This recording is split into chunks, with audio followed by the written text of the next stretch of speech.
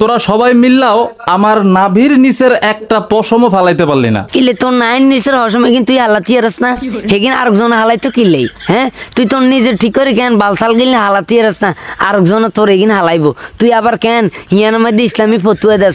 পবিত্র ঈদে মিলাদুন নবী সাল্লাল্লাহু আলাইহি ওয়াসাল্লাম, ঈদে মিলাদুন নবী সাল্লাল্লাহু আলাইহি ওয়াসাল্লাম মানে কি? আমরা তো জানি না মানে কি ঈদে মিলাদুন নবী কেন, এটার মানে কি, এটা কিলে করে? হ্যাঁ ইয়ার কি কেন শুয়ের ঘোড়া কেন হেদিনকে কেন ব্যথা? হ্যাঁ ইয়ের শরীর কি ব্যথা? তো প্রিয় নবীজির আগমনের আনন্দকে যে বেদাত বলে, হয় ঈদে মিলাদুন নবী তো বেদাত। কি গেছি কথা বুঝছিস নি? কি বেতাল না কি ও বেদাত বেদাত। এই জন্য বলতেছি ঈদে মিলাদুন নবী কেন এটা বেদাত। তোমরা যারা কেন সিন্নি খোররা কেন এটা করতেছ, এটা বেদাতি কাজ কারবার করতেছ। কি গেছি কথা বুঝছো নি? ঘটনা এটা আরই। তাকে তো আমি ইবলিস বলি নাই, কমই বলছি যা বলছি। হ্যাঁ আমার উচিত ছিল দলিল সহ বলা। হালার ঘরে হালা দলিল ছাড়া কেন কথা কস কিলে গইছে গিয়ে দেখছত নি এমন জোরে হিডা হিডিম বুঝছত নি, মানে পাবনা জান পর্যন্ত হিডিম, এত জোরে হিডিম। আমি তো আগে অনেক দালিলিক ভিডিও বানাইছি, এই জন্য ওই ভিডিওতে আমি দলিল দেই নাই, কিন্তু আমার উচিত ছিল দলিল সহ বলা। দলিল লই কথা কবি বেটা, দলিল ছাড়া কথা কই কেন হাসর কেমত লাগাই দিছত বেটা। তুই অন ছেঁচা খানের কেন জোগাড় করিয়া লাইছত। তো দলিল সহ বলি নাই, এজন্য আজকে ভিডিওর শেষে দলিলও দেবো ইনশাল্লাহ। আই ভিডিও শেষে সমস্যা নাই, ইয়ারা যতক্ষণ পর্যন্ত কেন সেশন লাগে আই ফি হিসেবে ইচ্ছম বুঝছেন নি। এসব সিন্নিখোর বাংলাদেশের মধ্যে থাকতে ইচ্ছা না, হয় হেগুন থাকবো হয় আমরা থাকতাম, দুইটার একটা হইব। রাষ্ট্রীয়ভাবে পবিত্র ঈদে মিলাদুন নবী সাল্লাল্লাহু আলাইহি ওয়াসাল্লাম পালিত হয়েছে, এটার বিরুদ্ধে ওই মৌলভী সাহেব ফতোয়া দিছে, বক্তব্য দিছে।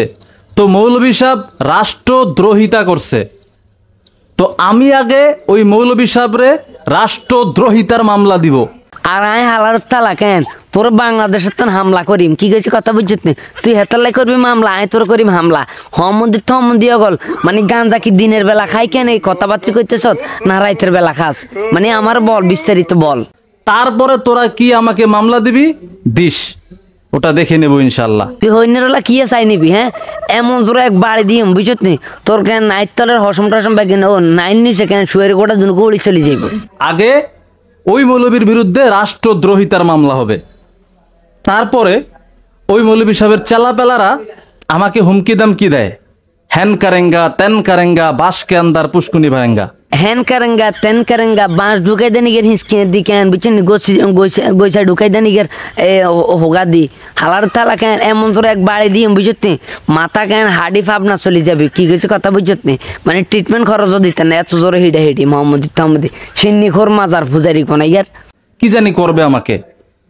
ভাই তোকে রেডি আমি 3-4 বছর ধরে শুনতাছি, কি জানি করবি আমারে, অনেক কিছু করবি, কিন্তু আলহামদুলিল্লাহ 3 বছর পার হয়ে যায়, তারপরও দেখলাম যে তোরা সবাই মিললাও আমার নাভির নিচের একটা পশমও ফালাইতে পারলি না। কিলে তোর নাইন নিচের হসমে কিন্তু তুই হালাতি আরস না, হেগিন আরেকজন হালাইতো কিলেই। হ্যাঁ তুই তোর নিজের ঠিক করে কেন বালসাল গিলে হালাতি আরস না, আরেকজন তোর এগিন হালাইবো। তুই আবার কেন হিয়ানোর মধ্যে ইসলামী ফতুয়া দেস, আবার বাইতুল মোকাররমের খতিব মুফতি আব্দুল মালিক সাহেব হুজুরকে কেন তুই বিভিন্ন রকমের কেন তুই ইয়ে দেস আলটিমেটাম দেস, আবার হেতরে কস তুই ছোট লোক রিক্সাওয়ালা ব্যান গাড়ি ড্রাইভার কান সাহাড়ালাম বেটা নিজের কেন নিজের শুয়ারি গোড়ার উপর হসম কিনে হালাতি আরস না।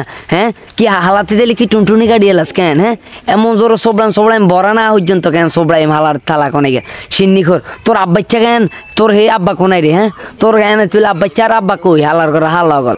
আফসোস শুধু চাপাই মারস, কিছু করতে তো পারস না। এজন্য চাপা নামাইরা যদি পারস কিছু কইরা দেখাইস, আমার নাবির নিচের একটা পশম পারলে উগলায় দেখাইস। বাবুরে আমরা তো নাইন নিচের হসম হালাইতে পারতেন না বুঝত নি, আঙ্গ আর খাই যে আমার জোগাড় নাই। কি গেছে কথা বুঝত নি?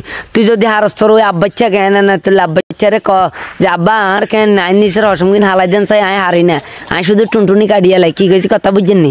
হ্যাঁ তুই যা তোর আব্বারা যাই কথা আমরা এগিন হালাইতাম যাইম কিলে, তুই তোর নিজে ঠিক মতো বালসাল কিন হালাতি আর তুই আবার কেন বাইতুল মোকাররমের খতিব হুজুরকে কেন বিভিন্ন রকমের কেন ছোট লোকই কথাবার্তি কস এমন জোর সোবড়াম বুঝত নি। হ্যাঁ জায়গা হিসাব করে দিবি। কি গেছে কথা বুঝত নি? আরে হিসাবে জায়গা তো রক্ত বার হইব বুঝত নি। ঘটনা এটা আরই।